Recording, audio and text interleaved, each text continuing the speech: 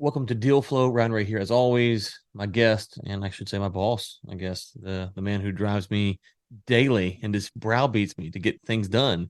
The one, the only Tim Kotzman. How's it going, Tim?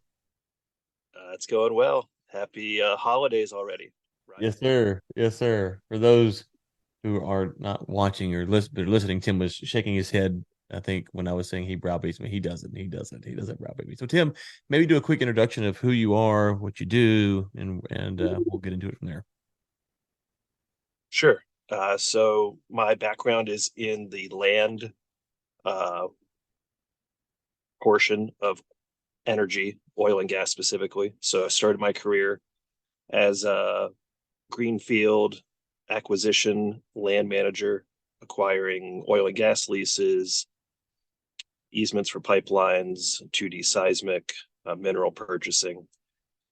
And then along the way, started a few firms backed by family offices and sold deals to those family offices, oil and gas, mineral purchases specifically, along with, working along the way with uh, institutions that are well known that got into the space as things really progressed through the 2008 to mid 2015, 2018 kind of time frame, both in natural gas regions such as the Appalachian, so Pennsylvania, Ohio, West Virginia, as well as the Permian Basin, so West Texas, and then Southeast New Mexico, Lee and Eddy counties specifically.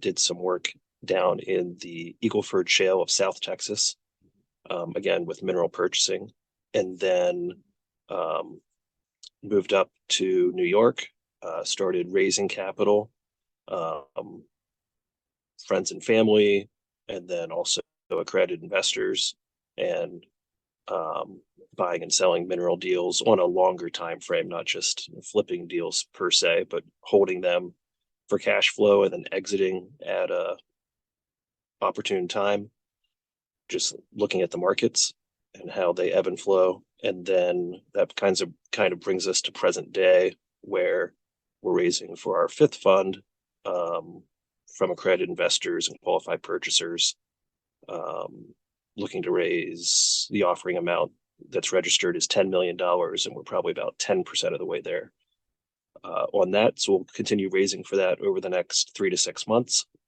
and then deploy that capital. And in the meantime, always looking for deal flow as far as any oil and gas mineral deal, whether we take it down for our own account or for one of our series of funds. Okay, great. So let's talk about the capital side in a second, but we've talked on the podcast in the first few episodes mainly about M&A transactions, and of course, you can hear if you follow the oil and gas news, acreage getting swapped and stuff in large M&A deals. But for what you're doing, there's a ton of stuff in the mineral space. Things you can buy, ways you can get in. Maybe super focused for those who aren't familiar. They don't know anything about oil and gas. They go, oh, you got oil and gas under the ground. I can buy it. You're buying, in practical terms, you're buying what and why is that of interest to you? Definitely. So we're buying specifically, and the definition varies from state to state, whether they are considered oil and gas rights, meaning oil and natural gas rights, or mineral rights.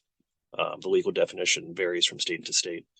Um, and oil and gas or minerals would be that specific uh, right to property in the bundle of sticks, where people are very familiar with surface rights. When you buy your house, you own your backyard, your front yard, your side yard, and the property that your house is on. So those are the surface rights.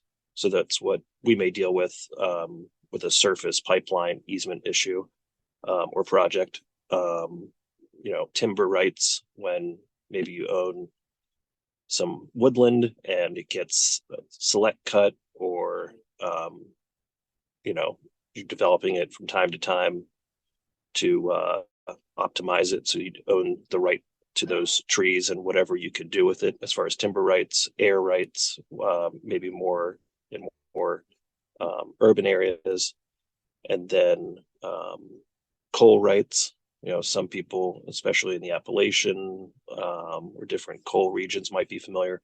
But to your point, yeah, if someone's not really directly in a shale region, Oklahoma, Texas, North Dakota, where they themselves have been approached for to sign an oil and gas lease, or maybe they inherited an oil and gas lease on family property, or if they don't run into someone in the industry, whether it's a land manager or a petroleum engineer or a geologist.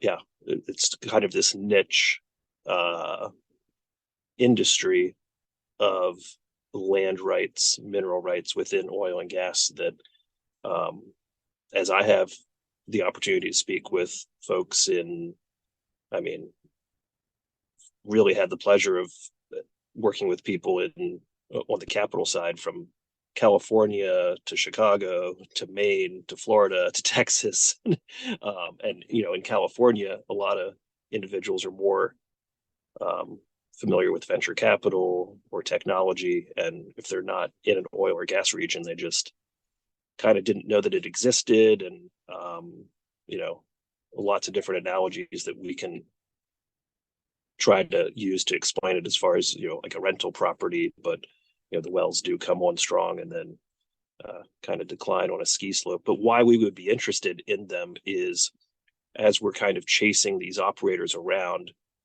seeing where they have filed of record in the county courthouse, hey, we are have what they call a declaration of pooling. We've unitized this 100 acres or this 600 acres. And it again varies from state to state, but in many states, when they say, hey, we have recorded that we intend to drill in this area, and this is us going through the permitting process, they have 2 years on the clock in many cases in order to drill, or that permit will expire. So that's our first public notice of activity in an area. And based on the engineering and the fact that the core of the core, as we call it, in these areas where there has been development, there is a record of production. So there may be marginal wells, there may be gushers, but we kind of have a range of what we think the wells will do. And if we have some sort of what we call line of sight, where we feel like one or several wells may be developed within the next 6 months to a year or two, that's really what we're focusing on in order to purchase a property, acquire a property that is already subject to an oil and gas lease and is going to be developed in the near term. We can collect the oil or natural gas royalty payments based on the current commodity price that are paid from owning that property. And then if they like that area and they come back and they permit additional wells to be drilled at a later time, maybe a year or two down the road, or and maybe they'll come back every 1 or 2 years and continue to drill a few wells. That's where we can enter and exit the process, where we can enjoy the royalty cash flow from one or several wells. And then when we look to sell the property, either by itself or divesting an entire portfolio, we can say, hey, the firm that we sell the portfolio to can then underwrite those additional wells that have been permitted but haven't yet been drilled and turned in line. So that's why it's attractive to us, Yeah. and So kind of the strategy, if you will. yeah. So make sure I follow along.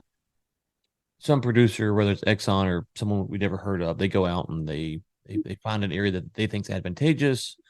You're not ready to go in just yet because it might not be advantageous because they're like anyone else to get things wrong. And then they start drilling. And once you've kind of seen, there's ways you get these records that the wells are producing and kind of fits your thesis, then you say, okay, we want to go buy the acreage from whomever owns it. So it could be the guy that's right on top of it. It could be someone across the country, but someone somewhere owns those mineral rights, those acres. So you're going buying it from them because if Ryan owns it, in this case, you call Ryan up, you buy it from Ryan. Well, now Tim owns it, but the thing that Tim really wants is the lease that's attached to it, which means that at some point within 2 years or so, they're going to go drill, and you can kind of already know, okay, if they do drill in this area like they're supposed to, then it's going to cash flow. Or maybe you bought it and they've already started drilling. So you've kind of hedged yourself into a realm that you've avoided the risk of a dry hole because you know what the field will do. Is that kind of a good summary? Yeah, it's a great summary, and in fact, it hits on the reality that it doesn't have to be an undeveloped property that we're acquiring. It could be a currently producing property where we look at the check stubs and we make an offer based on discounting that existing cash flow. Because if it's, that's even more de-risked um, from the standpoint of we don't have to guess whether it's going to be a really well producing or a marginal uh, development. So yeah, I think sometimes some investors or some landowners, buyers and sellers, get this idea in their mind that it's one or the other. You have to sell all 100 acres or none of it, which isn't the case, or that we're trying to buy something that's completely undeveloped, and that we wouldn't want to purchase something that's currently producing. So we can buy 1 acre, we can buy 100 acres, we can buy something whether it's producing or non-producing. So that really is not just unique in that some people have never heard of it, but very unique in that if we are looking to put $10 million to work, we can buy a portfolio of 1,000 acres, or if we're trying to put $1 million to work, we can buy a portfolio of 100 acres. And these interests, especially in certain areas, are so um, severed because of um, either family uh, properties being diluted in shares as families grow larger through the generations, or for other reasons. It's just a very unique way to not have to put a certain amount of capital to work, or be limited, because there are hundreds of thousands of individual mineral owners across the nation.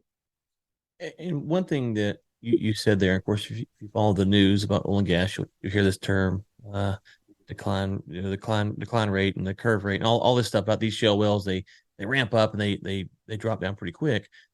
Most time we talk about deal flow, buying stuff, acquiring stuff. You're looking for stuff because it's going to go up in value, but here the wells are going down. So why is it advantageous to go buy something that's going to produce less than it once was? It once was. Great question. So, um, really, partly goes back to us collecting royalty payments based on the wells that are currently being developed. And then if we hold it on a long enough time frame, the operator may drill additional wells where, instead of one well producing, if there's two or three or five or 10 wells producing on a certain property, um, you have that staggered and overlapping cash flow over time. And again, in the scenario that at well 3 or well 5 or well 6, we look to divest of the property, we're really buying and selling it um, during that development life cycle. So we can, if we have our capital back in 5 years, let's say, and then we sell the property because you're able to underwrite additional development that's not quite turned in line yet, then let's say we sell the property for what we bought it for, then that's, targeting a 2x in 5 years as an example. And that's, um, reasonable from an investment standpoint. It's attractive to a lot of investors, but it's also a long enough time frame that if someone has 100 acres or they have 20 acres, they want to sell a quarter of it just to take some risk off the table, or because they have another need for capital, then we're able to be an outlet for them, and really turns out to be an opportunity for both sides. And one of the things I like about this space is, unlike buying a rental property or stuff like that, or a business or whatever, you do have some risk, which we're going to talk about. But if something goes terribly wrong and oil leaks all over the ground, or if there's an explosion on the well site, that you're not in that part of the acquisition process, right? So you just own land that someone's sucking it out of the ground and they're paying you for it. All the the risk for environmental or work labor damages, stuff like that, you're two or three levels away from that. So your real risk, as I understand it, is price fluctuation, or they abandon the well for some reason. What are your risks? Because you don't have those traditional risks like with a rental property, the house, there's a hole in the wall, you got to pay to go fix this. You don't have to pay for those kind of things. So what are your risks here? So I guess I'll start by saying, we certainly internally, being in the industry for about 15 years, um, do have um, know the risk profile. We do disclose the risk profiles in the private placement risk factors that are, number maybe a dozen pages or more, certainly more than several pages of risk factors from, as you said, if the well doesn't produce, if it's shut in. We had a well where we received a $1 per year shut in payment, I believe from Exxon in April or May of 2020 for obvious reasons. Um, so there are, many, many risks that are disclosed to our limited partners when we do fund projects. Um, but the operational risks are not the side of the business that we're in, to your point. So the two variables that we do contend with are development timing, when are they going to drill the wells and produce them, and commodity price. So what is the price at the wellhead of oil and of natural gas at any given time throughout, for each month that's producing. Yeah, and that so I guess that's kind of an interesting risk because that's the one thing you can't control, right? So you could improve safety measures and mitigate risk on something, but this is really the one thing that you just can't control. If the Saudis and Russians and Chinese do something over here, or the U.S. overproduces over there, like you're really at you have an advantage that your risk is not something safety related or construction related, but then the flip side is that the risk is these big global macroeconomic things that are really outside of your control.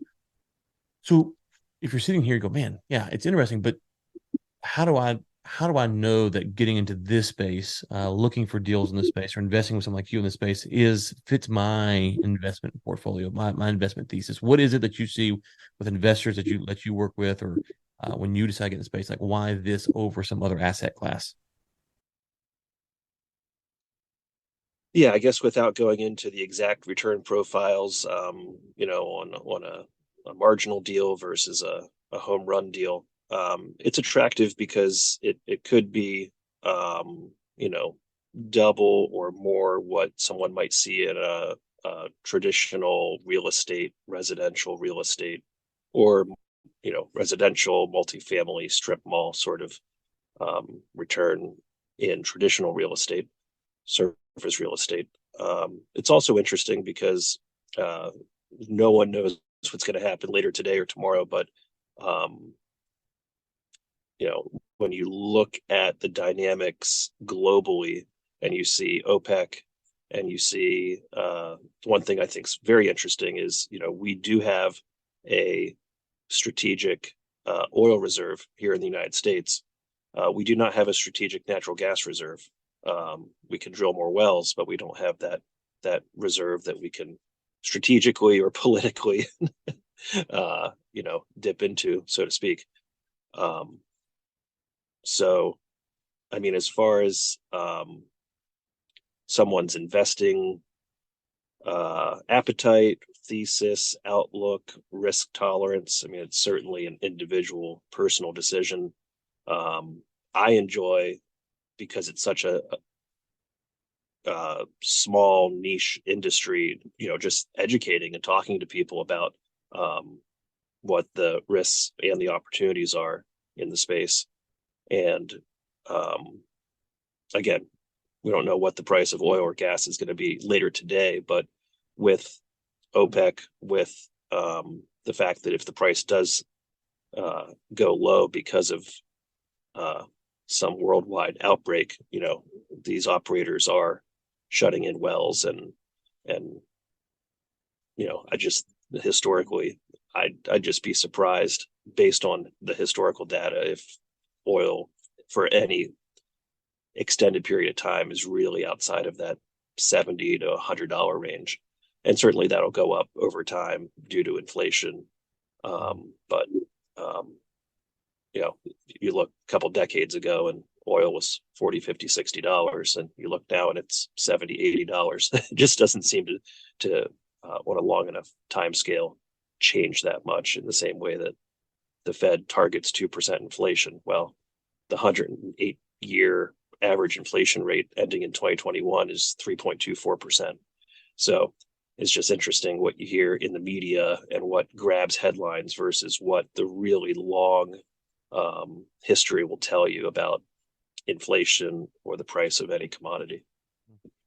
Okay. And so you founded Jubilee, CEO there now, on Fund Five, correct?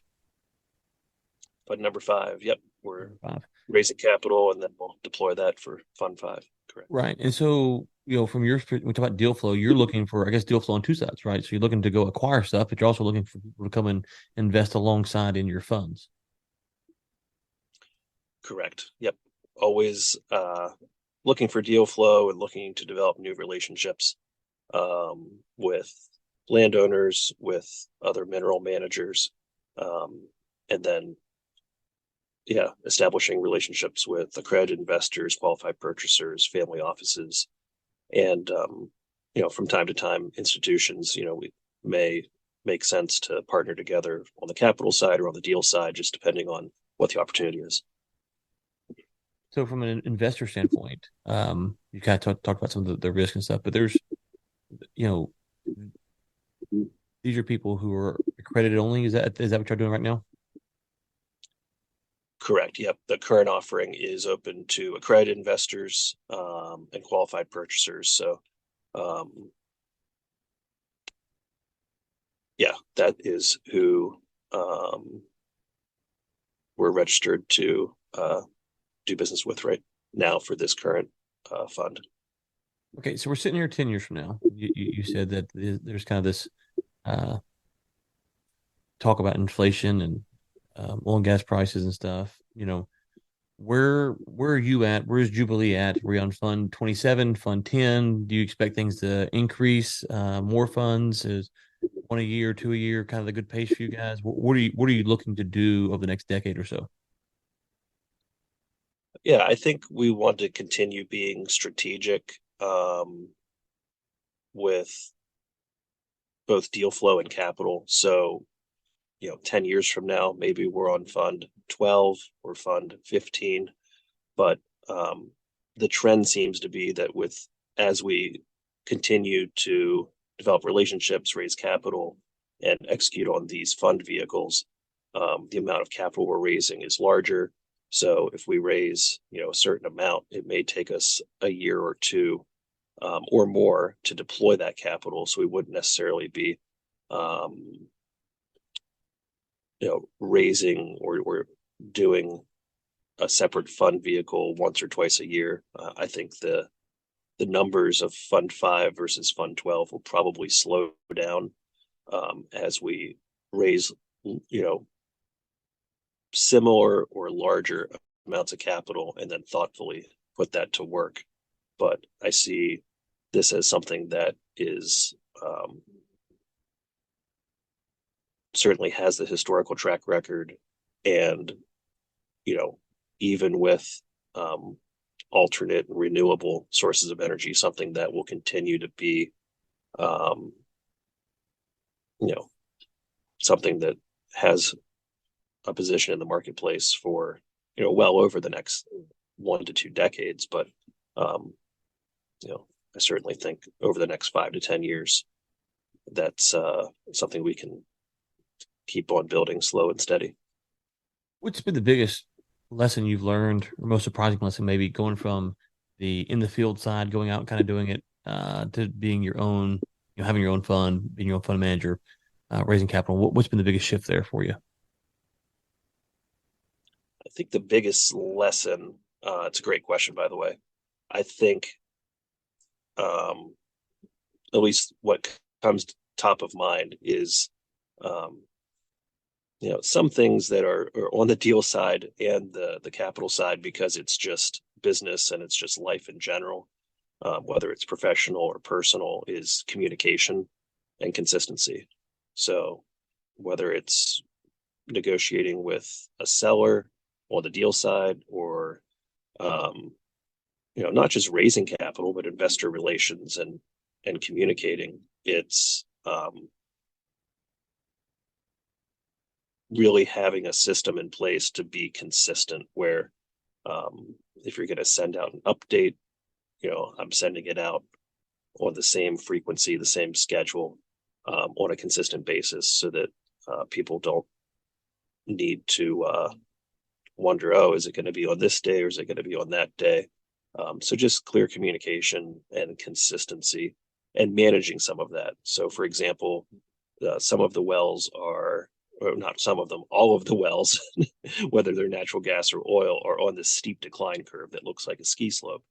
So some quarters are better than other quarters from a cash flow, distribution, royalty payment standpoint. So to the extent that it makes sense, um, you know, I try to be thoughtful about, if we have a huge quarter, maybe we'll distribute, you know, a significant percentage, but not 100% of that, and try to smooth it out at least a little bit, so it doesn't um, feel like this bungee cord up and down quarter to quarter from the investor standpoint. So communication and consistency, I think as humans, we all enjoy is being in a relationship with somebody who's consistent. Um, and to the extent that that's practicable, I think that's really important. Okay. JubileeRoyalty.com still the best place to send people to. Anywhere else you want us to connect you with the listeners at? I'm on LinkedIn, uh, X, formerly known as Twitter, and yeah, JubileeRoyalty.com. Yeah, all great places to connect. Okay. Well, Tim, it was great to have you on. Always good talking to you, friend, and we'll talk to you soon, brother. Thanks so much. Great to talk to you.